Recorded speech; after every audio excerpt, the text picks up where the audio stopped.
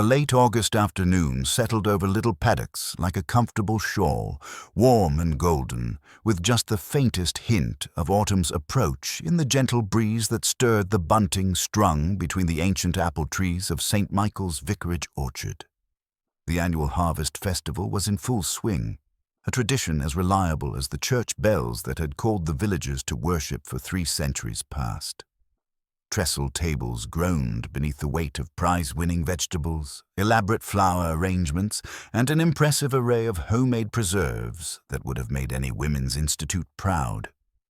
Miss Jane Marple sat quietly on a wooden bench beneath the spreading branches of the oldest apple tree, her knitting needles clicking in a gentle rhythm as she worked on a soft blue baby jacket. From her vantage point, she commanded an excellent view of the proceedings while appearing to be nothing more than a harmless elderly lady enjoying the afternoon sunshine. Her mild blue eyes, however, missed very little of the human drama unfolding around her. The Reverend Thomas Whitmore moved through the crowd with practiced ease, his tall, distinguished figure and silver hair making him a natural focal point for the gathering. He had arrived in Little Paddocks just 2 years earlier, following the retirement of the beloved old vicar, and had quickly established himself as both an eloquent preacher and a charming host. His wife, Margaret, a woman of nervous energy and genuine kindness, fluttered between the various stalls like an anxious butterfly, ensuring everything ran smoothly. Miss Marple observed the familiar patterns of village life with quiet interest. There was Mrs. Dolly Wainwright, presiding over the cake competition with the air of a general reviewing troops, her sharp eyes noting every detail of her rivals' entries. Young Dr. Geoffrey Haydock examined the prize vegetables with professional interest, while Colonel Arthur Melchett, the local magistrate, held court near the beer tent with several other gentlemen, their conversation punctuated by hearty laughter. The afternoon progressed with comfortable predictability. Children darted between the stalls, their faces sticky with toffee apples and their pockets heavy with small prizes. The village ladies maintained their respective territories with quiet pride, while subtle undercurrents of competition and gossip flowed beneath the surface bonhomie. Miss Marple noted how Mrs. Wainwright's smile tightened whenever she glanced toward Mrs. Price Ridley's flower arrangement, and how young Timothy Dane, the curate, seemed unusually distracted, his eyes frequently wandering toward the vicarage itself. It was nearly 4 o'clock when the peaceful atmosphere was shattered by a piercing scream that seemed to freeze the very air. Mrs. Bantry, the colonel's wife, stood at the entrance to the older section of the orchard, her face white as chalk, one trembling hand pressed to her mouth. The cheerful chatter died instantly, replaced by an ominous silence broken only by the distant sound of church bells marking the hour. "Oh, dear God," Mrs. Bantry whispered, her voice barely audible.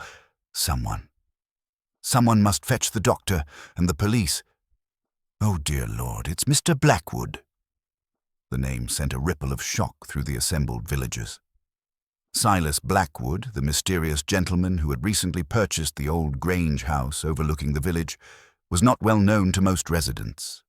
He kept to himself, employed no local servants, and had been seen only occasionally in the village shops. His unexpected appearance at the harvest festival had already been a subject of quiet speculation among the villagers. Colonel Melchett pushed through the crowd with military efficiency, his jovial demeanor instantly replaced by grim authority. Dr. Haydock followed close behind, his medical bag already in hand. Miss Marple rose quietly from her bench, her knitting forgotten, and moved closer to observe the unfolding drama. Within moments, Colonel Melchett emerged from the shadowy depths of the orchard, his face grave. "I'm afraid there's no doubt," he announced in clipped tones. "Mr. Blackwood is dead. Dr. Haydock is examining him now, but it appears he may have been poisoned." The word hung in the air like a physical presence, transforming the peaceful gathering into something altogether more sinister. Poisoned. Here, in Little Paddocks, in the vicar's own orchard, during the most innocent of village celebrations. Miss Marple's keen eyes swept over the assembled faces, noting the various reactions. Shock, certainly, but also something else in several expressions. A flicker of fear, perhaps. Or was it guilt? The Reverend Whitmore had gone very pale, while his wife Margaret clutched his arm with white-knuckled fingers. Mrs. Wainwright's usual composure had cracked, revealing something almost like panic beneath. Young Timothy Dane stood frozen, his face a mask of horror that seemed somehow too intense for someone who barely knew the deceased.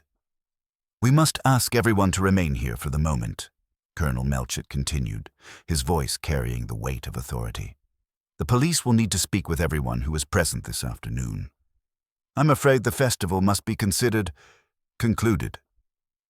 As the villagers began to cluster together in small whispering groups, Miss Marple remained where she was, her mild gaze taking in every detail. She had seen such scenes before, in other villages, at other times. The sudden intrusion of violent death into a peaceful community, shattering the comfortable illusions of safety and familiarity. But she also knew that murder, like charity, usually began at home. The killer was almost certainly among them, hidden behind a familiar face and a lifetime of respectability.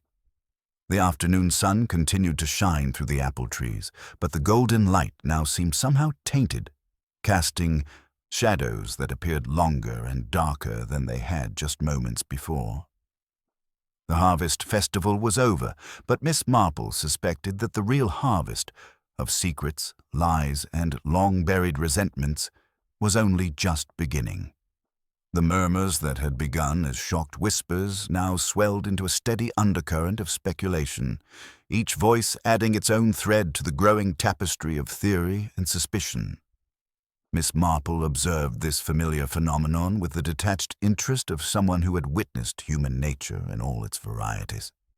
She noticed how quickly the initial horror transformed into something else entirely, a peculiar mixture of excitement and self-importance that often accompanied proximity to tragedy. Within the hour, Inspector Craddock arrived from Much Benham, his motor car crunching over the gravel drive with an authority that seemed to restore some semblance of order to the chaos. He was a square-jawed man of middle years, unhurried in his movements but sharp in his observations, with a way of directing questions at one person while watching the reactions of another. Miss Marple approved of his methodical approach as he surveyed the scene with a measuring glance before opening his notebook. Dr. Haydock emerged from the cordoned orchard looking troubled, his usually cheerful countenance grave as he approached the inspector. "Definitely poison," he reported in low tones that nonetheless carried to Miss Marple's acute hearing. "Something by mouth, fast-acting. He complained of bitterness on the tongue just before he collapsed. Couldn't have been more than 20 minutes from ingestion to death." The word poison seemed to crystallize the reality of their situation for the assembled villagers. They were not merely witnesses to an unfortunate accident. They were potential suspects in a murder investigation.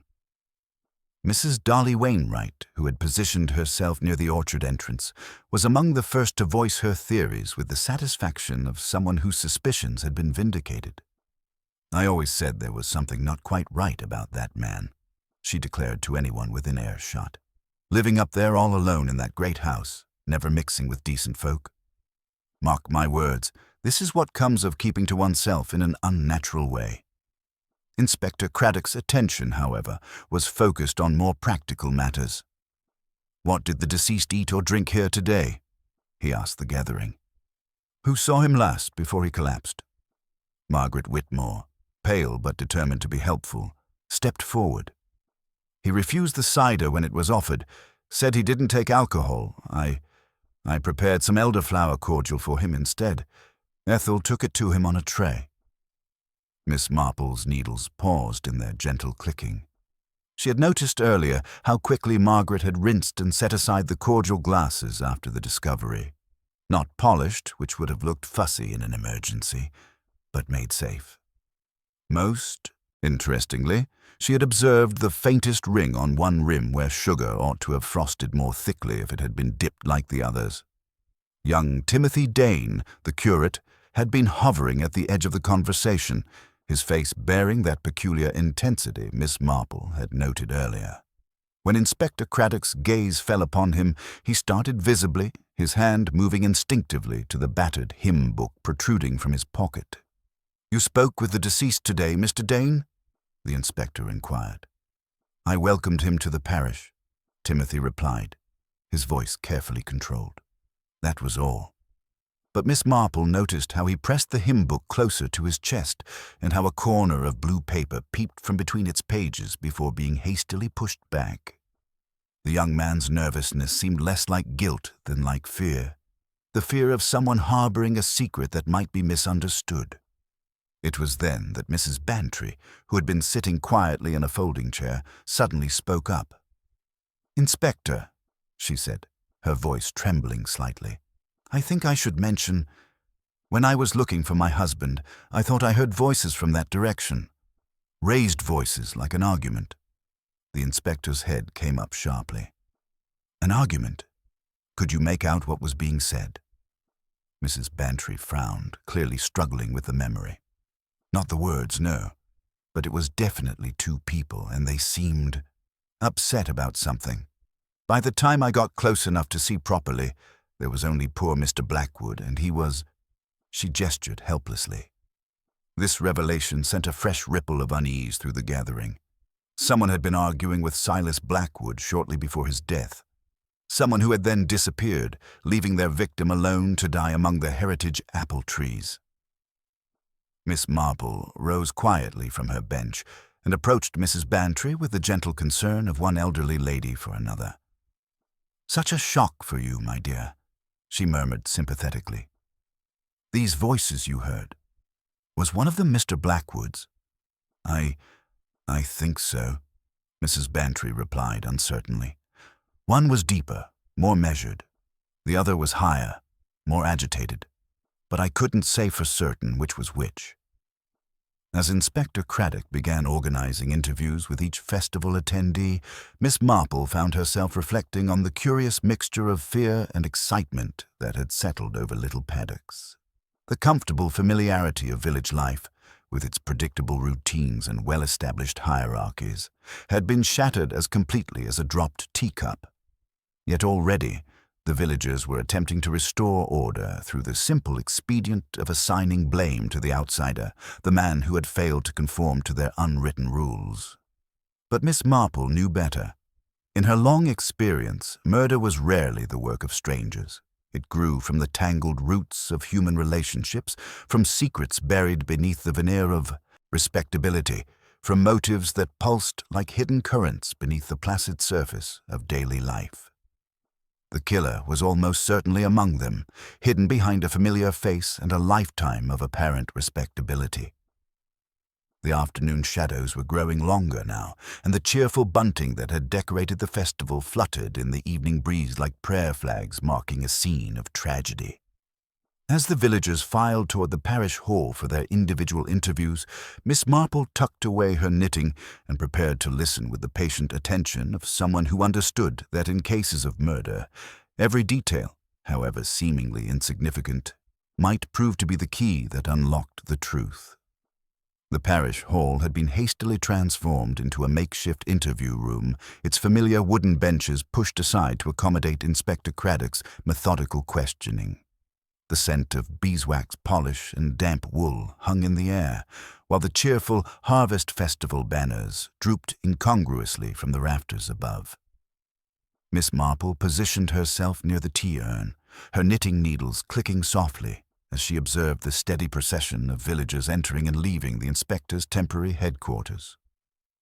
Ethel, the Whitmore's young maid-of-all-work, was among the first to be interviewed, emerging with red-rimmed eyes and trembling hands. Miss Marple approached her with gentle sympathy, offering a cup of tea and a listening ear. "Such a terrible shock for you, my dear," she murmured. I'm sure the inspector was very understanding. "He asked so many questions about the cordial," Ethel whispered, her voice barely audible. "About how I served it, which glass went where. I told him I put the tray down by the russet tree, with 2 glasses all sugared round the rims like Mrs. Whitmore showed me. Mr. Blackwood was there with Mr. Dane, and the curate said he'd take charge of serving. She paused, wrapping her hands around the warm cup. I went back for napkins. I'd forgotten them, you see, and when I returned, Mr. Blackwood already had his glass. Margaret Whitmore's interview lasted considerably longer, and when she finally emerged, her usual composure had cracked visibly. Her husband immediately moved to support her, his clerical dignity momentarily forgotten in his concern. They wanted to know everything about the elderflower cordial, she confided to the small group that had gathered around her. How I prepared it, who had access to it. I'm afraid I made rather a mess of things by rinsing the glasses afterward. It seemed the natural thing to do at the time. Dr. Haydock, who'd been consulting with Inspector Craddock about the medical aspects of the case, approached Miss Marple with the weary expression of a man whose professional duties had taken an unexpectedly grim turn. Preliminary examination suggests digitalis poisoning, he said quietly, settling into the chair beside her. Foxglove extract, concentrated and administered orally. Deadly in sufficient quantities, but unfortunately not difficult to obtain for anyone with basic botanical knowledge. This revelation sent a chill through Miss Marple's thoughts. Foxgloves grew wild throughout the countryside around little paddocks, their tall purple spires a common sight in cottage gardens and hedgerows alike.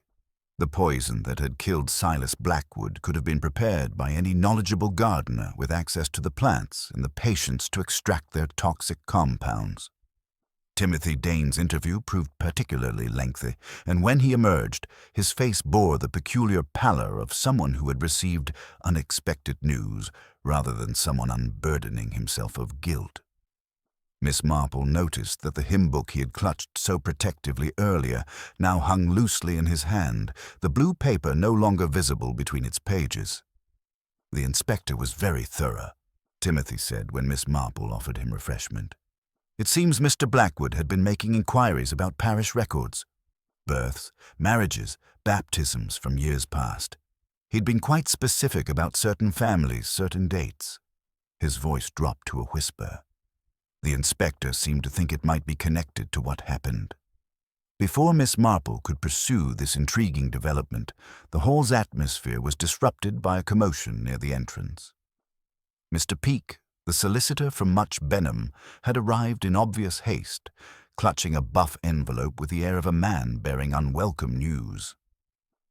"I was instructed to deliver this to the Reverend Whitmore this afternoon," he announced to Inspector Craddock.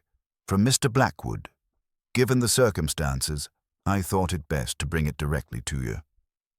The inspector opened the letter with careful precision, his expression growing increasingly grave as he read.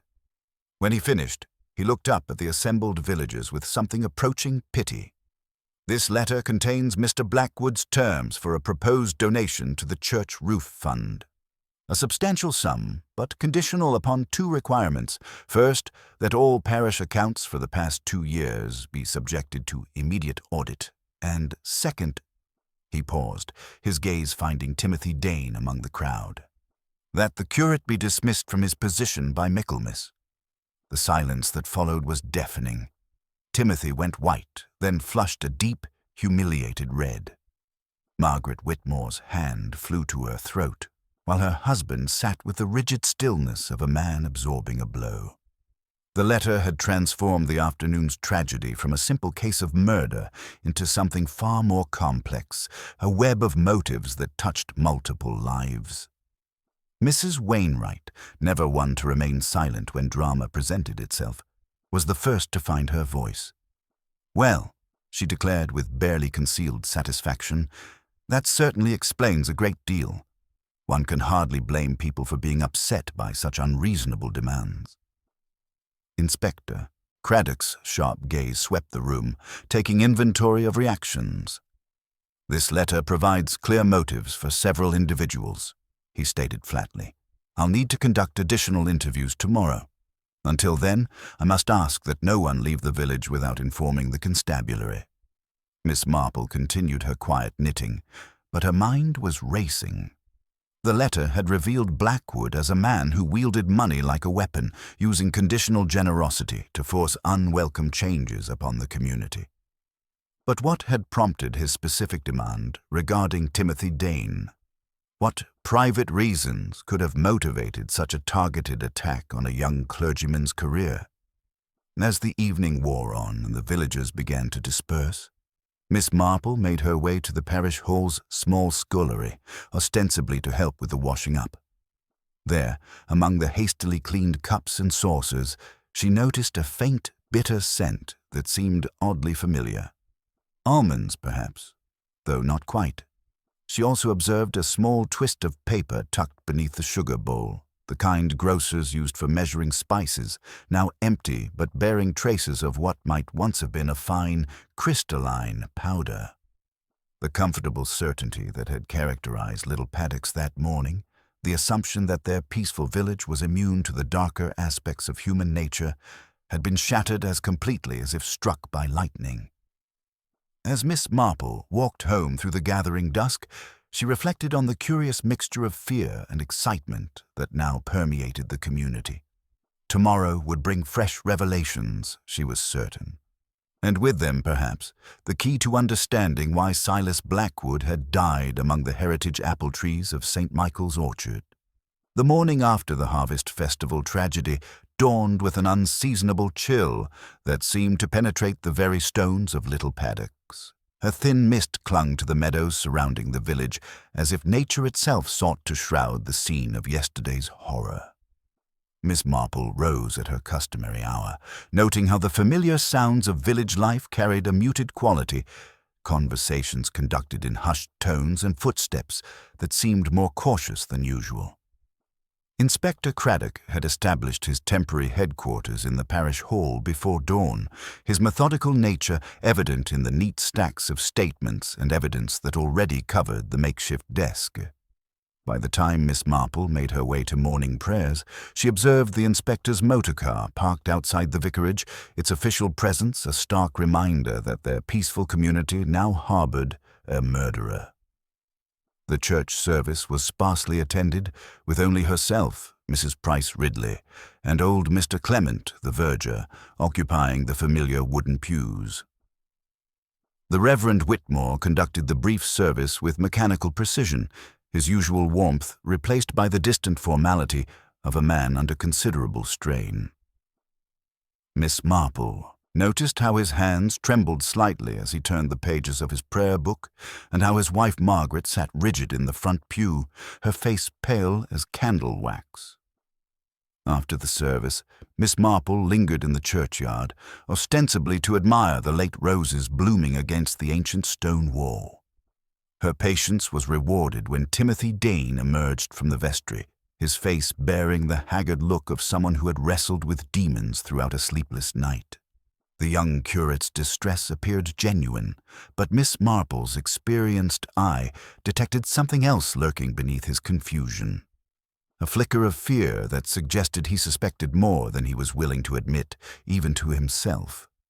Such a beautiful morning after yesterday's terrible events, Miss Marple remarked gently, approaching Timothy with the unhurried manner of someone making casual conversation. "I do hope you're bearing up under all this strain, Mr. Dane. It must be particularly difficult for you, given Mr. Blackwood's unfortunate letter." Timothy's hands clenched involuntarily around his prayer book. "I can't understand it," he said, his voice thick with bewilderment. "I'd never met the man before yesterday. Why would he want me dismissed?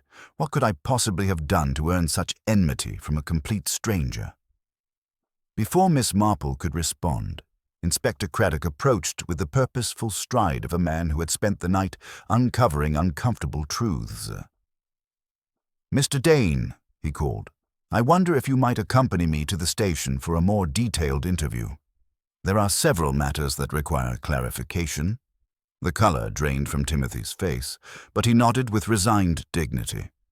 As the inspector's motorcar disappeared around the bend, Miss Marple noticed Margaret Whitmore's pale face at the vicarage window before the curtains were hastily drawn. Whatever Inspector Craddock had discovered during his investigations, it had clearly focused suspicion upon the young curate. Dr. Haydock arrived shortly after, his usually cheerful demeanor replaced by professional gravity. He sought out Miss Marple immediately, recognizing in her the kind of intelligent observer whose insights might prove valuable. "The post-mortem results are troubling," he confided, glancing around to ensure privacy. "The digitalis concentration was extraordinary, far more than would be found in any accidental ingestion. This was deliberate, calculated murder, carried out by someone with considerable knowledge of plant toxins." Miss Marple's knitting needles paused thoughtfully. "How long would such a preparation take, Doctor, and what level of botanical expertise would be required?" "Several days at minimum for proper extraction and concentration," Dr. Haydock replied. "As for expertise, anyone with access to a decent herbal reference could manage it. The process isn't particularly complex, merely time-consuming and dangerous to prepare." This revelation cast new light on the previous day's events.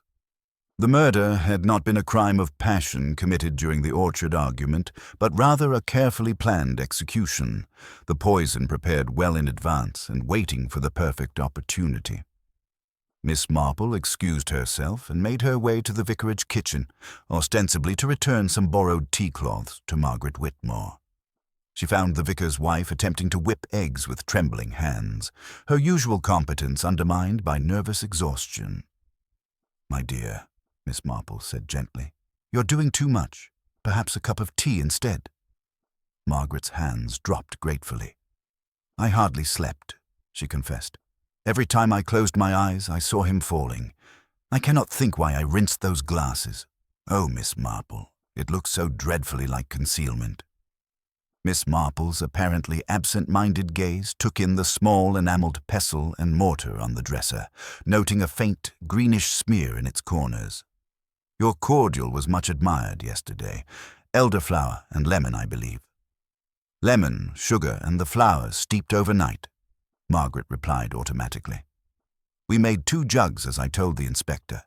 He has taken them for testing." The conversation was interrupted by Mr. Prowse, the churchwarden, who appeared at the kitchen door with obvious agitation. "Vicar," he called to Thomas Whitmore, "you must come at once. The vestry has been broken into." In the small room that housed the parish records, the signs of disturbance were subtle but unmistakable. The ancient registers lay stacked on the table, one open with its pages of neat copperplate entries. A drawer hung askew in the little desk, blotting paper thrust hastily inside. Most tellingly, on the floor near the desk lay a small scrap of blue paper with a torn edge, the precise shade Miss Marple had glimpsed in Timothy Dane's hymn book the previous day. Inspector Craddock made careful inventory of the scene. "What, if anything, is missing?" he asked. The Reverend Whitmore's fingers hovered over the open register, as if the pages might break. "Several entries from 20 and 30 years ago were marked with paper slips. I placed them there myself when someone requested to examine certain records. The slips have been removed." The implications were clear. Someone had been desperate enough to risk breaking into the church to remove evidence of their research into old parish records. But had it been Timothy Dane, trying to cover his tracks, or someone else entirely? By midday, the village gossip mill had begun grinding with unusual vigor. Timothy Dane, it was widely agreed, was the obvious culprit. Mrs. Wainwright, holding court outside the village shop, articulated the general consensus with her customary certainty. "It's plain as day, isn't it? Blackwood's demand for his dismissal provided clear motive. The poor boy was desperate, his career ruined before it had even begun." However, Mrs. Wainwright also provided another crucial piece of information when she approached Miss Marple privately. "There are things about Timothy Dane that perhaps should have been mentioned sooner," she confided reluctantly. "His family name isn't really Dane, it's Danvers. He changed it when he entered the seminary. His father was involved in some sort of financial scandal years ago. The family was quite ruined by it." This revelation settled over Miss Marple's thoughts like a missing piece in a complex puzzle. Timothy had been living under an assumed name, carrying the burden of his family's disgrace. Had Silas Blackwood somehow discovered this secret? The morning's revelations continued when Ethel, the Whitmore's maid, appeared at the churchyard gate with tears streaming down her face. She approached Miss Marple with the desperate air of someone seeking absolution.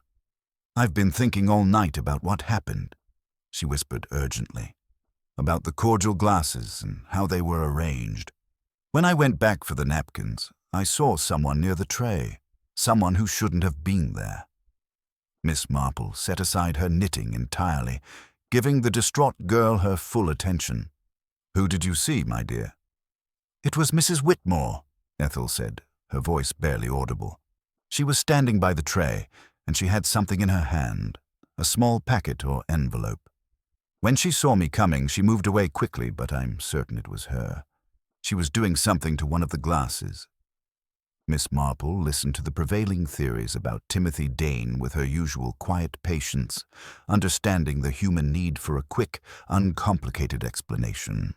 The young curate presented a convenient suspect, and the villagers, eager to restore their sense of security, were quick to embrace this narrative. However, Miss Marple remained unconvinced. While the motive was undeniable and the opportunity present, there was something in Timothy's genuine distress that did not quite fit the profile of a calculating killer.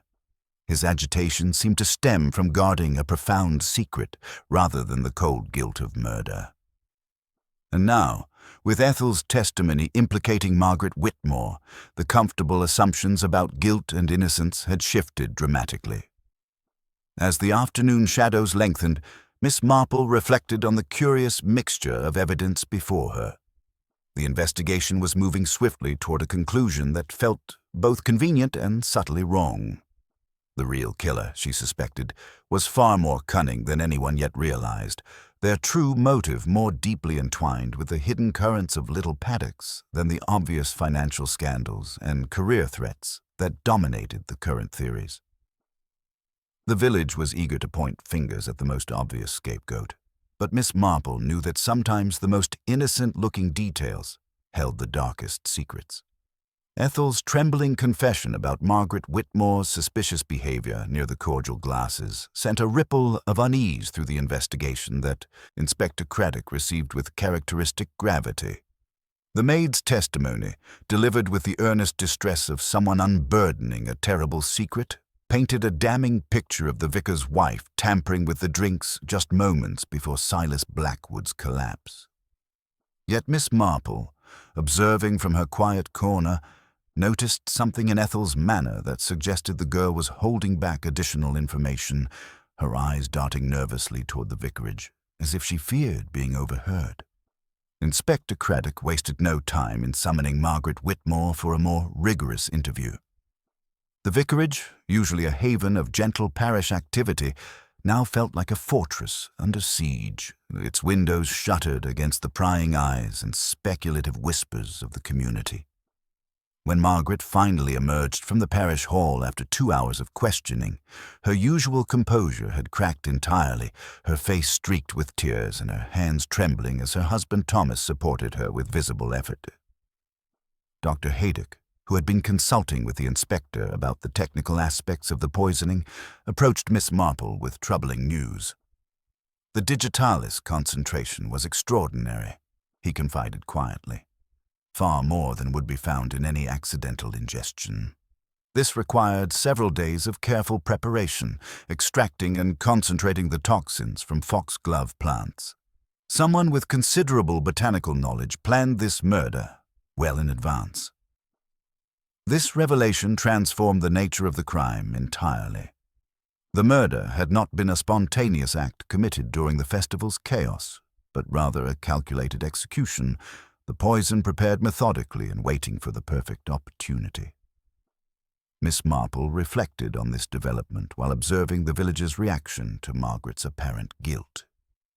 The comfortable certainty that had settled over little paddocks, the assumption that the vicar's wife was their murderer, felt both convenient and subtly wrong. Mrs. Dolly Wainwright, never one to remain silent when drama presented itself, was among the first to voice the general consensus. "I always suspected there was something not quite right about that woman," she declared to her assembled audience at the post office. "Too nervous, too eager to please. Mark my words, this is what comes of keeping secrets in a small community." Yet Miss Marple found herself troubled by details that seemed oddly inconsistent with this emerging narrative. During her careful observation of the festival preparations, she had noticed Margaret's genuine anxiety about the event's success, her obvious pride in the elderflower cordial, and her natural hospitality toward the mysterious Mr. Blackwood. These were not the reactions of someone planning to commit murder within the hour. The afternoon brought an unexpected visitor in the person of Mr. Ashford, Margaret's elderly father, who arrived in a hired motor car with the desperate urgency of someone responding to a family crisis. His appearance, dignified despite obvious poverty, his clothes well maintained but clearly dated, suggested a man struggling to preserve appearances after a dramatic fall in circumstances. Through the vicarage's open window, Miss Marple could hear fragments of an intense conversation, the old gentleman's cultured voice rising in agitation while Margaret's responses came as muffled sobs. Inspector Craddock's investigation had also uncovered irregularities in the parish accounts stretching back nearly 2 years. Small amounts, carefully concealed, but definitely missing. This discovery provided Margaret with a clear motive for murder, as Blackwood's threatened audit would have exposed her crimes completely.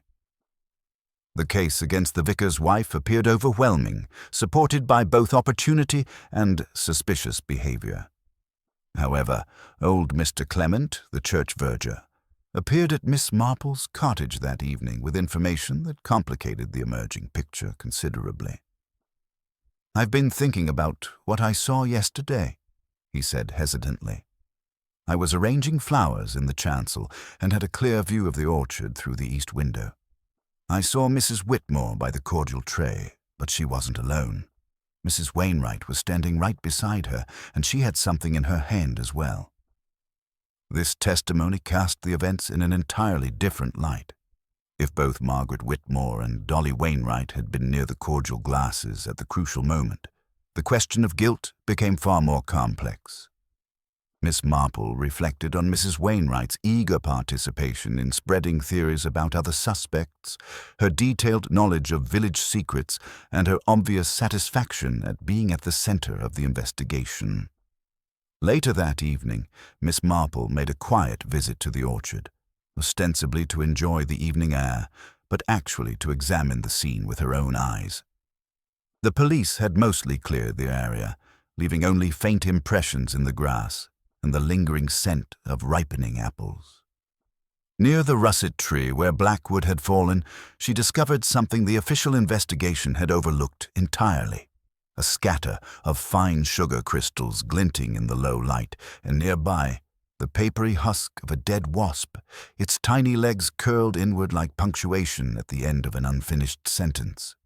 On the bench, where the cordial tray had rested, a dull, sticky patch had escaped the hurried clean-up. When Miss Marple touched it delicately, her finger came away faintly tacky with lemon and something else. An aftertaste bitter and green, nothing like the sweet elderflower cordial that had been served. The evidence suggested a far more sophisticated method of murder than simply slipping poison into a glass. As night settled over little paddocks, Miss Marple sat by her cottage window, her knitting forgotten as she contemplated the tangled web of motives, opportunities, and deceptions that had emerged. The comfortable certainties about guilt and innocence had dissolved entirely, replaced by a complex pattern of secrets and lies that touched nearly every household in the village. The real killer, she suspected, was far more cunning than anyone yet realized, their method of delivery more intricate than the obvious theories suggested. Tomorrow would bring fresh revelations, but tonight she pondered the curious fact that in cases of murder, the most obvious suspect was rarely the most guilty, and the most innocent appearance often concealed the darkest heart. The village's eagerness to assign blame to Margaret Whitmore spoke more to their need for resolution than to the actual evidence, and Miss Marple knew that the truth lay hidden in the small details everyone else had overlooked. Miss Marple's discovery of the sugar crystals and dead wasp in the orchard had occupied her thoughts throughout the night, and by morning she had formed a theory that required careful verification.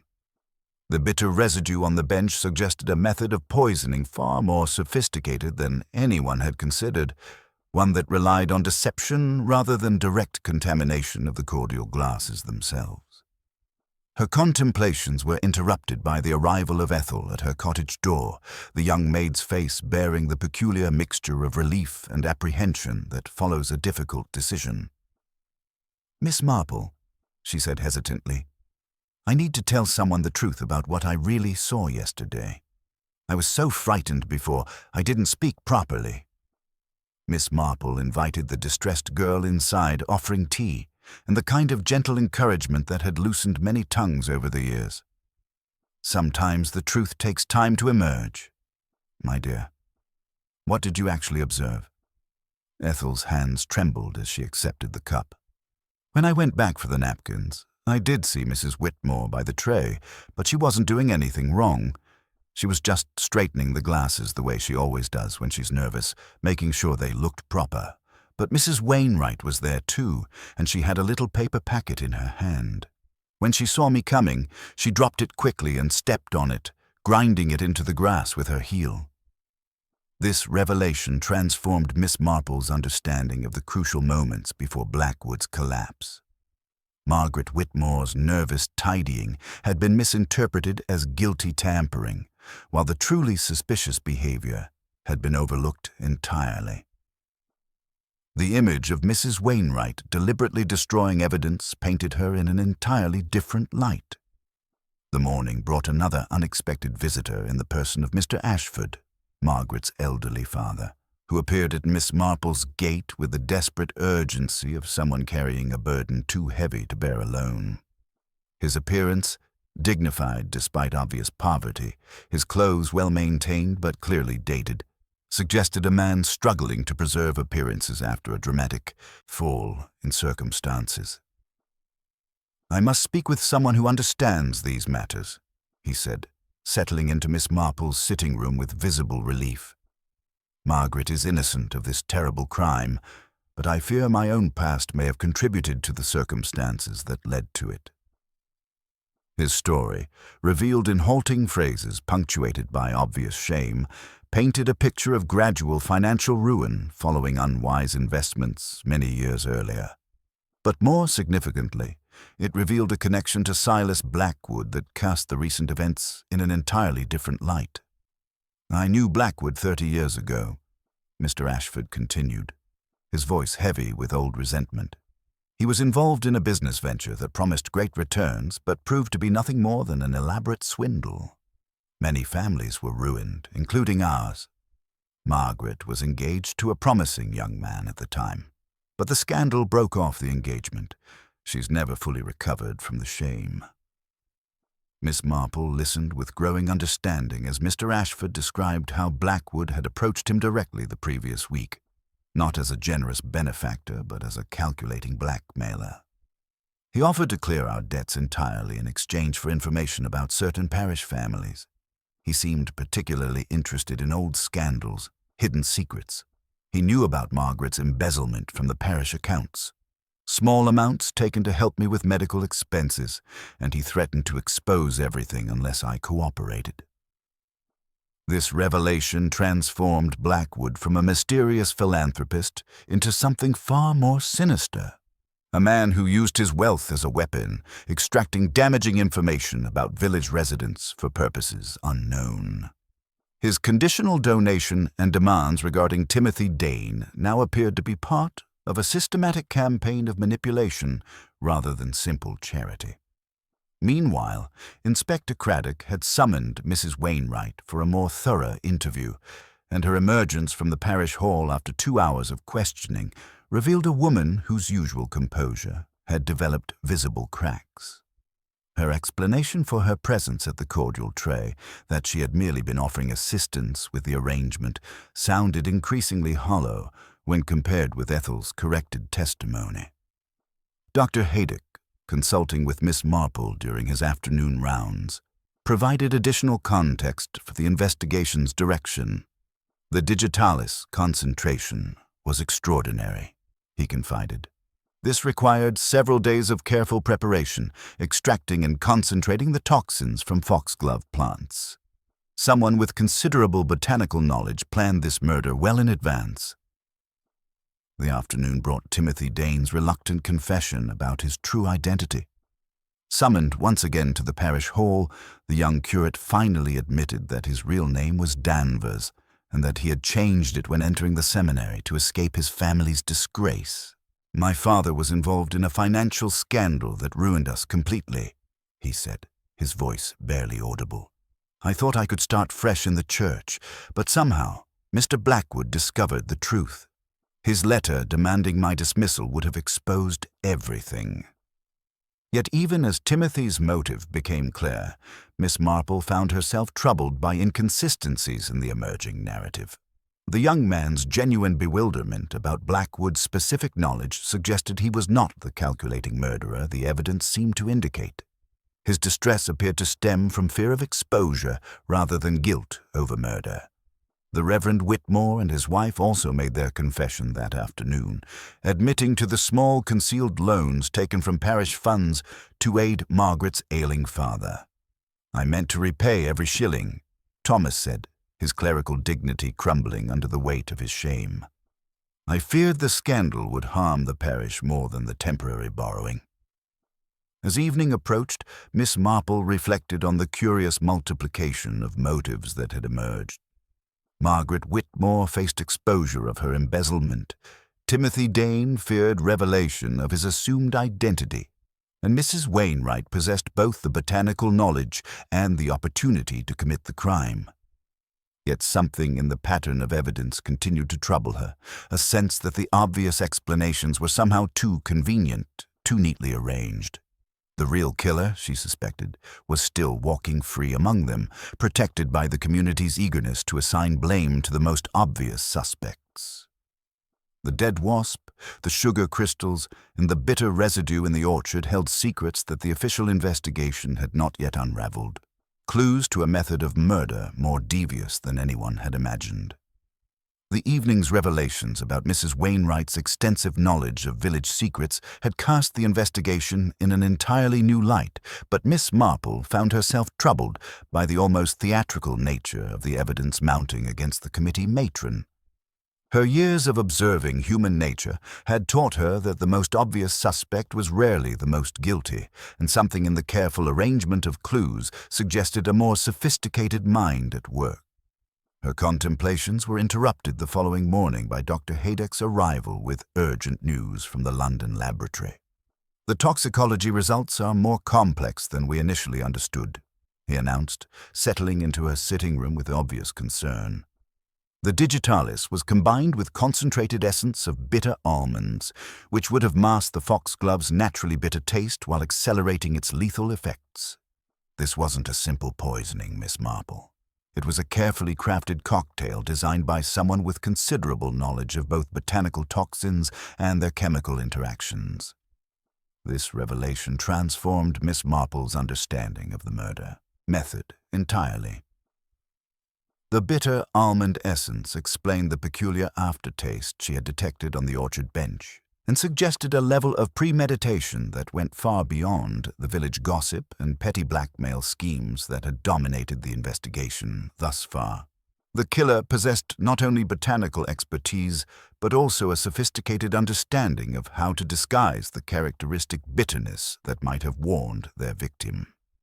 The morning brought Timothy Dane to her cottage in a state of near collapse, his usual clerical composure shattered by the mounting pressure of the investigation.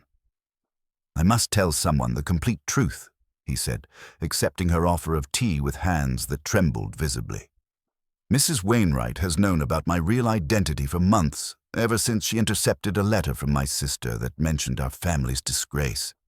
She never threatened me directly, but she made it clear that my secret was safe only as long as I remained useful to her." His confession revealed the true scope of Mrs. Wainwright's influence in Little Paddocks.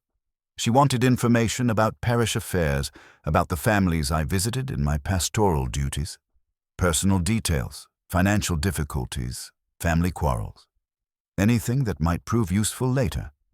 I thought it was harmless gossip until Mr. Blackwood arrived, and I realized that she'd been building a comprehensive catalogue of everyone's vulnerabilities. This revelation painted Mrs. Wainwright not as a simple murderer, but as the center of an information-gathering network that had made her privy to virtually every secret in the village. Her knowledge of the parish account irregularities, the various family scandals, and the personal weaknesses of her neighbors had given her unprecedented power in their small community. Yet Miss Marple's experienced eye detected something in Timothy's manner that suggested he was still withholding crucial information. "There's something else, isn't there, Mr. Dane?" she prompted gently. Timothy's composure cracked entirely. The day before the festival, I saw her in the church herb garden, cutting foxglove stems with secateurs. When I questioned her, she said she was gathering flowers for arrangements, but we never use foxgloves in the sanctuary. They're far too dangerous. She had a small spray bottle with her, the kind used for misting delicate plants. She claimed it was just water to keep the flowers fresh, but the spray bottle. Miss Marple's mind raced as the pieces began falling into place. A concentrated digitalis solution could easily be administered via such a device, sprayed onto the rim of a glass or even onto the sugar crystals that had attracted the unfortunate wasp. The method would be virtually undetectable in the chaos of a village festival, requiring only a moment's distraction to apply the deadly coating. Inspector Craddock arrived shortly after Timothy's departure, his expression grim as he shared the results of his search of Mrs. Wainwright's cottage. We found an extensive library of botanical reference books, several containing detailed descriptions of poison extraction methods, he reported. More damning still was a glass vial hidden behind her preserves, containing traces of what appears to be concentrated digitalis extract. There was also a small atomizer, recently cleaned but bearing chemical residues. The evidence against Mrs. Wainwright appeared overwhelming, yet Miss Marple remained troubled by its very completeness. "Inspector," she said carefully, "have you discovered what prompted Mr. Blackwood's specific interest in our village? His demands regarding Timothy and the parish audit suggest he possessed detailed knowledge of local affairs before his arrival." The inspector consulted his notes with evident frustration. "That remains unclear. His papers at the Grange reveal extensive correspondence with various solicitors and private inquiry agents, but nothing that explains his particular focus on little paddocks. It's as if someone provided him with a detailed briefing about the village's most vulnerable residents." Miss Marple's knitting needles paused in their gentle rhythm. The image of Mrs. Wainwright as both information broker and murderer was compelling, but it raised uncomfortable questions about the timing and motivation of Blackwood's arrival. Had she summoned him to the village as part of some elaborate scheme, only to murder him when his demands exceeded her expectations? The afternoon brought Mrs. Price Ridley with a disturbing observation. "I've been thinking about yesterday's events," she confided, settling into the garden chair with obvious reluctance to share unpleasant gossip. "During the festival, I noticed Mrs. Wainwright speaking urgently with someone near the refreshment tables. When I moved closer, I distinctly heard her say something about keeping quiet and protecting reputations. The person she was addressing seemed terrified. Her revelation added another layer to the complex web of relationships that had led to murder. Mrs. Wainwright's network of information and influence extended beyond simple blackmail into active manipulation of the village's social dynamics. She had positioned herself as both protector and threat, using her knowledge to maintain control over her neighbors while eliminating anyone who challenged her authority. As evening approached, Miss Marple reflected on the pattern of evidence that had emerged. The case against Mrs. Wainwright was methodically constructed, perhaps too methodically. The spray bottle, the hidden vial, the botanical knowledge, and the clear motive all pointed to her guilt with an almost mathematical precision that troubled Miss Marple's understanding of human nature. The dead wasp in the orchard remained a particularly intriguing detail.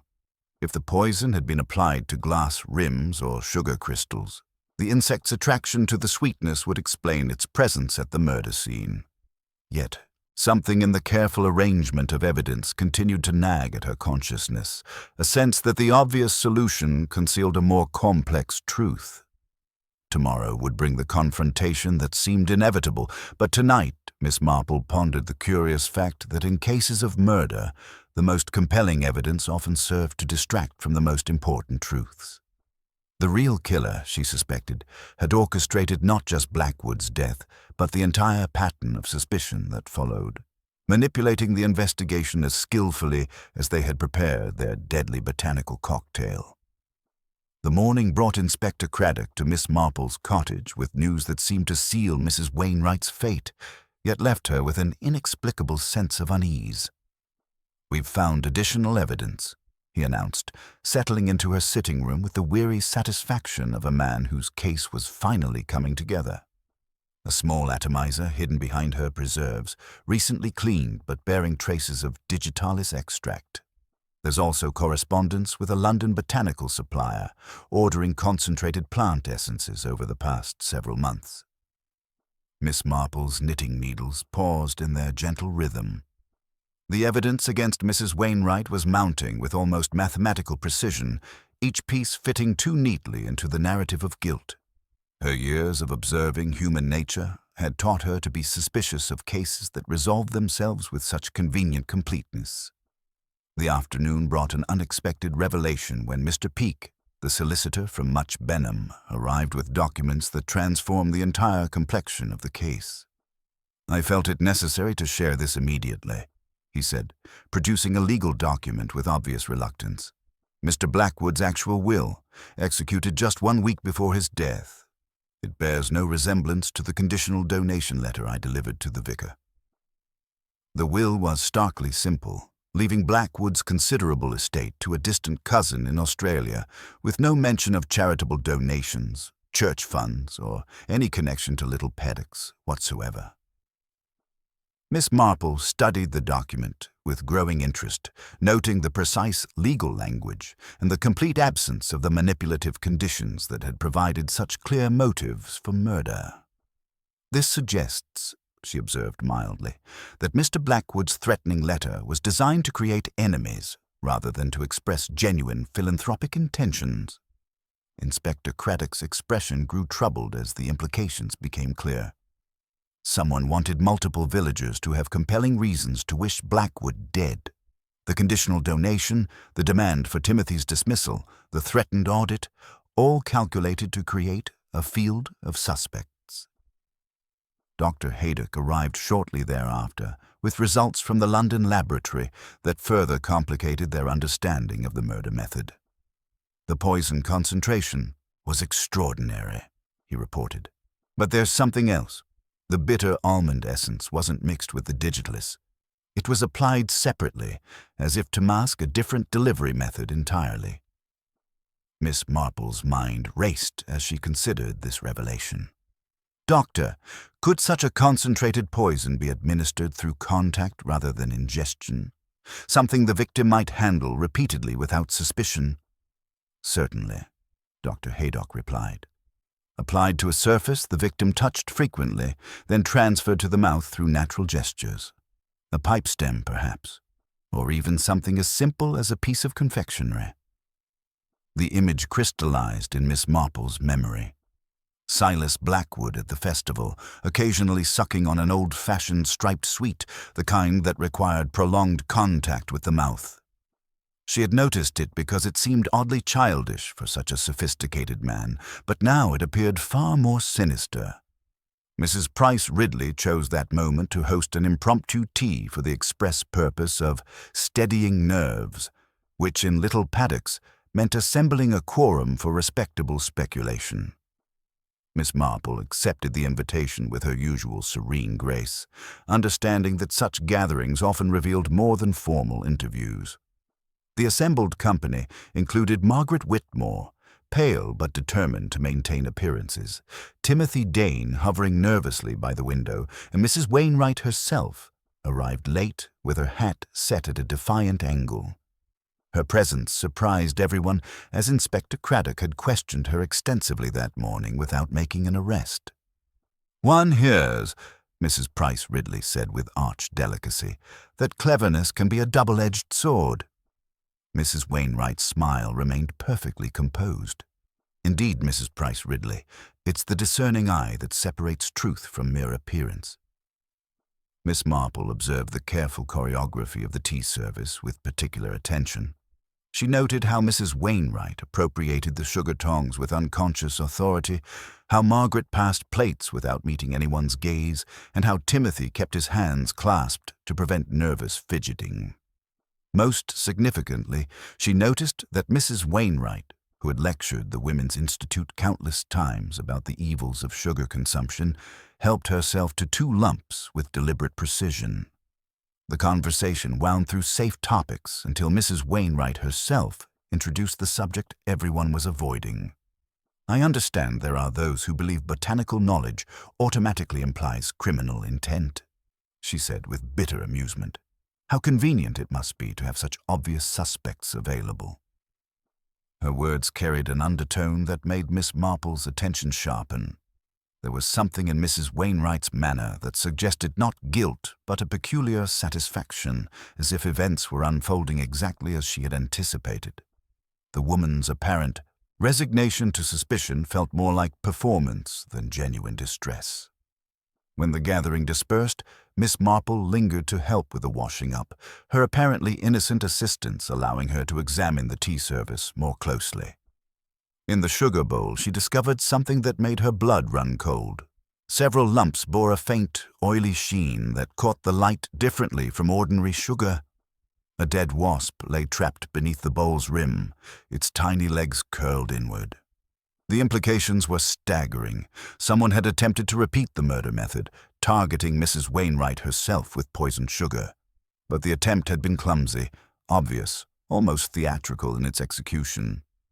Either Mrs. Wainwright had staged her own near poisoning to deflect suspicion, or someone wanted the investigation to believe she was both perpetrator and intended victim. Walking home through the gathering dusk, Miss Marple reflected on the sophisticated mind behind these crimes.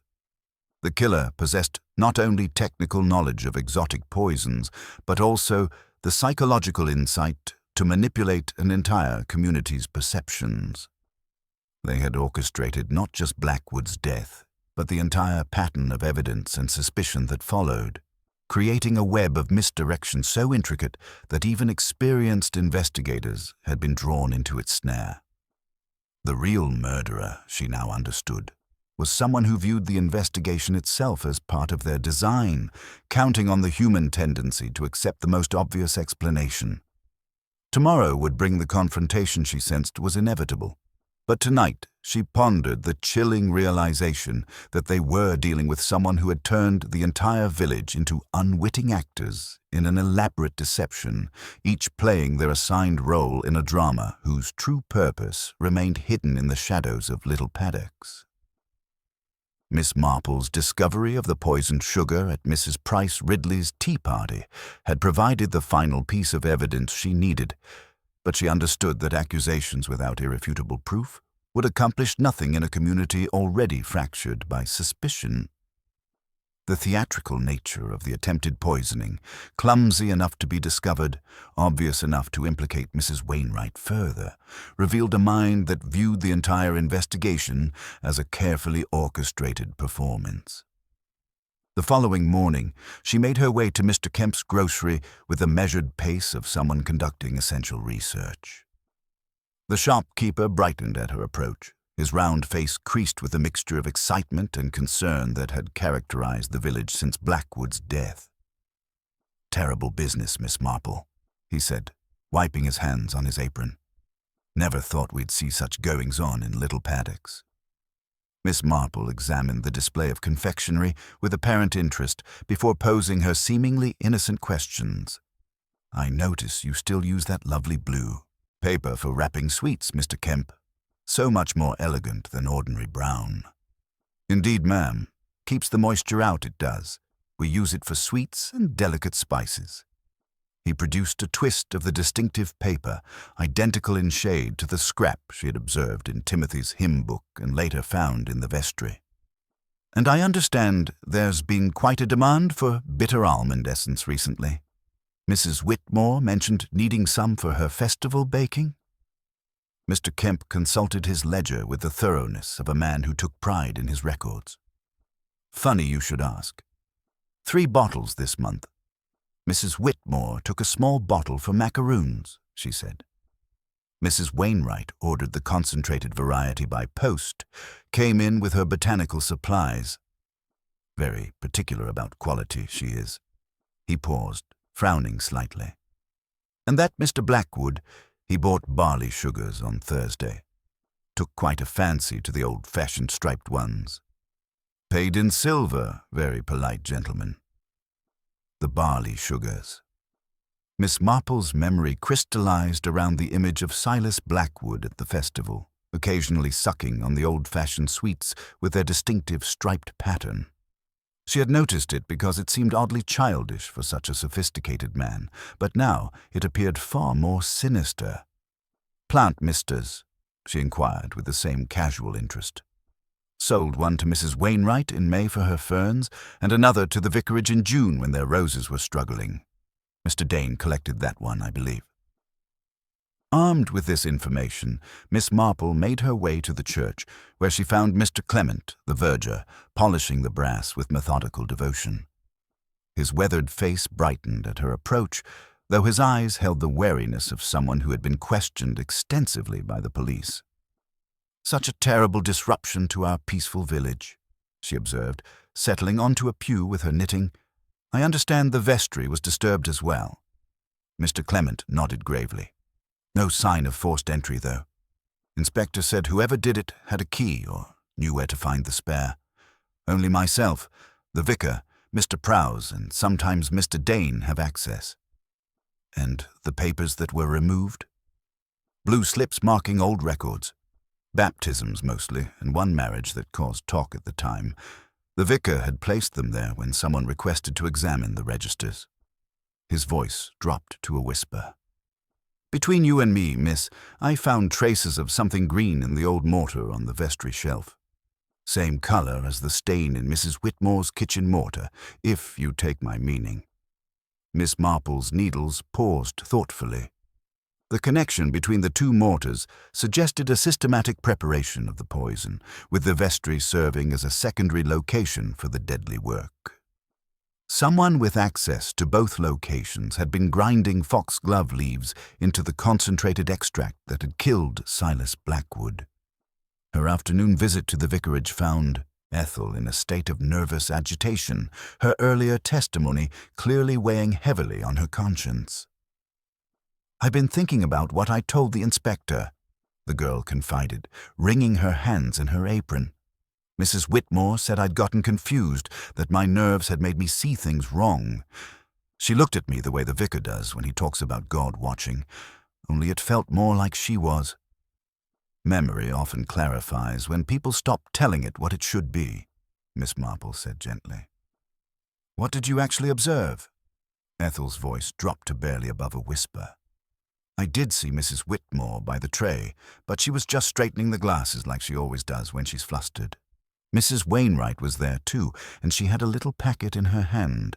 When she saw me coming, she dropped it quick and stamped it into the grass." This corrected testimony painted an entirely different picture of the crucial moments before Blackwood's collapse. Margaret's nervous tidying had been misinterpreted as guilty tampering, while the truly suspicious behavior had been overlooked. That evening, Miss Marple received Dr. Haydock with the results of her sugar analysis. "Digitalis, concentrated and applied to the surface," he confirmed, "combined with bitter almond essence to mask the taste. Whoever prepared this knows their toxicology." "And the method of application?" "Could have been sprayed directly onto the sweets, or even onto the sugar used to coat them. The victim would have tasted nothing unusual until it was too late." Miss Marple reflected on the elegant simplicity of the murder method. Blackwood's habit of sucking barley sugars had provided the perfect delivery system for the poison, while the bitter almond essence had masked any warning taste. The killer had needed only moments to apply the deadly coating to his confectionery. As night settled over Little Paddocks, Miss Marple sat by her window, contemplating the pattern of evidence that had emerged. The real murderer had demonstrated not only botanical knowledge, but also the psychological insight to manipulate an entire community's perceptions. They had orchestrated not just Blackwood's death, but the elaborate misdirection that followed, creating a web of false evidence so intricate that even experienced investigators had been drawn into its snare. Tomorrow would bring the confrontation she knew was inevitable, but tonight she pondered the chilling realization that they were dealing with someone who had turned the village's own trust and familiarity against itself, using the bonds of community to conceal the darkest of crimes. The morning of the fourth day dawned with unusual clarity, as if the mists that had shrouded Little Paddocks since the tragedy were finally beginning to lift. Miss Marple had spent the night in quiet contemplation, her knitting forgotten as she arranged the final pieces of a puzzle that had tested even her considerable understanding of human nature. By 10 o'clock, she had dispatched several carefully worded invitations, and by 11, her cottage sitting room hosted an assembly that would have seemed unremarkable to any casual observer, merely the village's most respectable citizens gathering for morning tea. Inspector Craddock sat with his notebook closed, having learned to trust Miss Marple's methods despite their unconventional nature. Margaret and Thomas Whitmore occupied the settee, their faces bearing the strain of recent events, but also a glimmer of hope that their ordeal might soon end. Timothy Dane hovered near the window, his nervous energy barely contained, while Dr. Haydock observed the proceedings with professional interest. Mrs. Wainwright arrived precisely on time, her composure intact despite the mounting evidence against her, her sharp eyes taking inventory of the assembled company with the calculating gaze of someone accustomed to being the observer rather than the observed.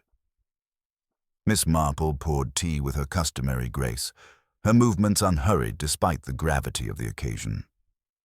"I'm so grateful you could all join me this morning," she began, her voice carrying its familiar, gentle warmth.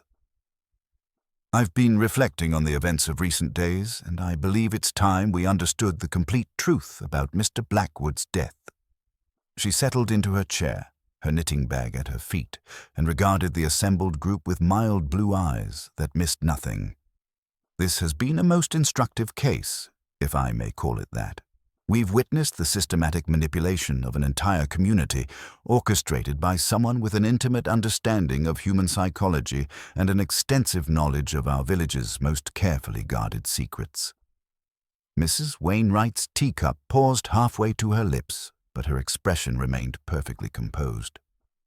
"Indeed, Miss Marple, it's been quite disturbing to discover how vulnerable we all are to such calculated deception." "Precisely," Miss Marple agreed, her needles beginning their gentle clicking. "The killer in this case possessed not merely botanical knowledge, though that was certainly crucial, but also the psychological insight to predict exactly how each of us would react under pressure.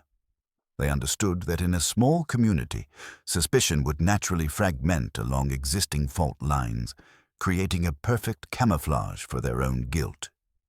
She paused to examine her stitching, as if the pattern required her complete attention. The method of murder was particularly elegant in its simplicity. Mr. Blackwood's habit of sucking barley sugars provided the perfect delivery system for concentrated digitalis, while the bitter almond essence masked any warning taste. But the truly masterful aspect was the timing, applying the poison to the sweets while they remained in their paper wrapper, ensuring the victim would unknowingly carry his own death in his pocket. Timothy shifted uncomfortably.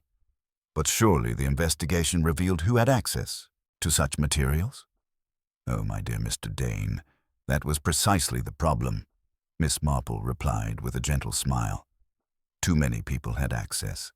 Mrs. Wainwright's extensive botanical knowledge made her an obvious suspect, while the Whitmores' financial difficulties provided clear motive. Your own hidden identity created another compelling reason for murder. The killer counted on this multiplication of suspects to obscure their own guilt. Dr. Haydock leaned forward with professional interest. The technical aspects certainly required considerable expertise. The combination of digitalis and bitter almond essence, the precise dosage calculations. Indeed, Miss Marple interrupted softly, but I think we've been looking at this from the wrong perspective entirely. The question isn't who could have prepared such a poison, but who could have orchestrated such an elaborate deception. Who possessed the intimate knowledge of our community required to manipulate us all so effectively?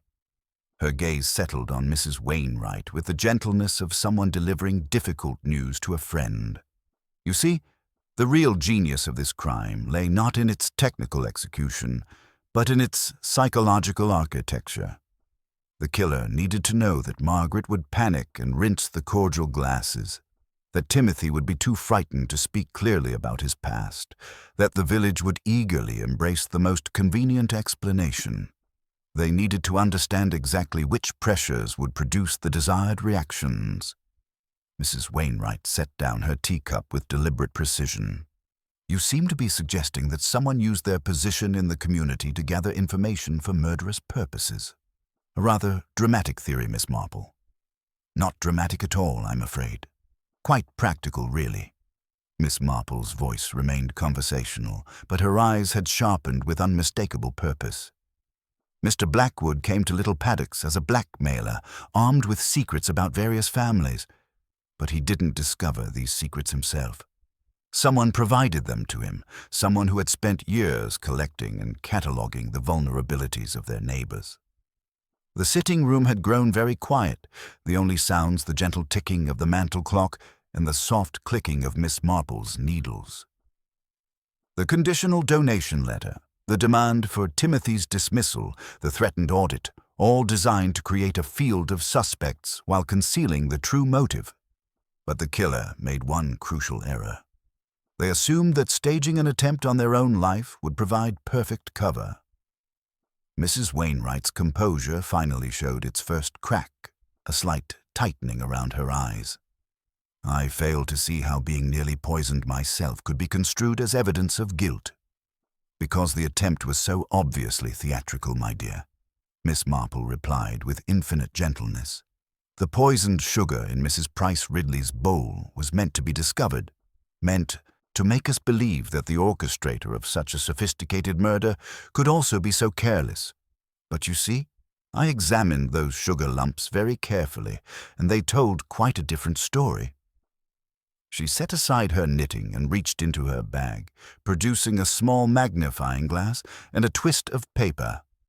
The poison on these lumps was applied with a brush, not an atomizer. The distribution was deliberately uneven, designed to ensure that some would remain safe while others appeared deadly. Most tellingly, the lumps you avoided during our tea, the ones you instinctively knew to leave untouched, bore the heaviest concentration. The silence that followed was profound. Mrs. Wainwright sat perfectly still, her hands folded in her lap, but Miss Marple could see the rapid calculation behind her eyes. Furthermore, Miss Marple continued, your attempt to implicate yourself required you to demonstrate knowledge of the murder method.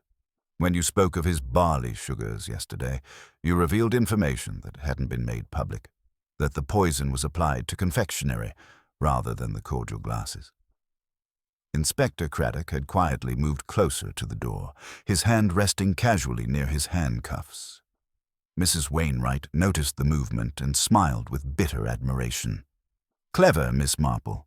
Very clever indeed. Not clever, my dear. Simply observant. Miss Marple's voice carried a note of genuine sadness. You built your entire life around being the keeper of secrets, the one person everyone trusted with their confidences. When Silas Blackwood arrived with his crude blackmail schemes, he threatened not just individual reputations, but your entire position in the community. You couldn't allow him to succeed where you had always been so carefully discreet. Mrs. Wainwright rose from her chair with dignity intact, despite her exposed guilt. "He was a parasite, Miss Marple. He would have destroyed this village for his own profit. I protected people, protected their secrets, their reputations, their peace of mind. He would have sold them all for 30 pieces of silver. Perhaps," Miss Marple acknowledged. "But murder was not the answer, and framing innocent people to cover your crime was unconscionable. You nearly destroyed the very people you claimed to protect." As Inspector Craddock stepped forward with the formal words of arrest, Mrs. Wainwright maintained her composure with the dignity of someone who had always prided herself on proper behavior, even in defeat. The handcuffs clicked into place with a sound that seemed to echo through the cottage like the closing of a book. After the police motor car had disappeared around the bend, the remaining villagers sat in stunned silence, struggling to comprehend how their most trusted confidant had become their most dangerous enemy. Miss Marple resumed her knitting, the gentle clicking of her needles providing a soothing counterpoint to their shocked whispers. "Will we ever feel safe again?" Margaret Whitmore asked, her voice barely above a whisper. Miss Marple looked up from her work with a gentle smile. "My dear, safety was always an illusion. What we've gained is something far more valuable. The truth. Little Paddocks will heal from this tragedy, but it will do so with a clearer understanding of the difference between genuine care and manipulative control." As the afternoon shadows lengthened across her garden, Miss Marple reflected on the curious fact that in cases of murder, the most dangerous criminals were often those who positioned themselves as protectors of the community. Mrs. Wainwright had wielded secrets like weapons, using her neighbors' trust to build an empire of influence that ultimately corrupted her beyond redemption. The village would indeed recover, but it would do so with a healthier skepticism toward those who claimed to know what was best for everyone else.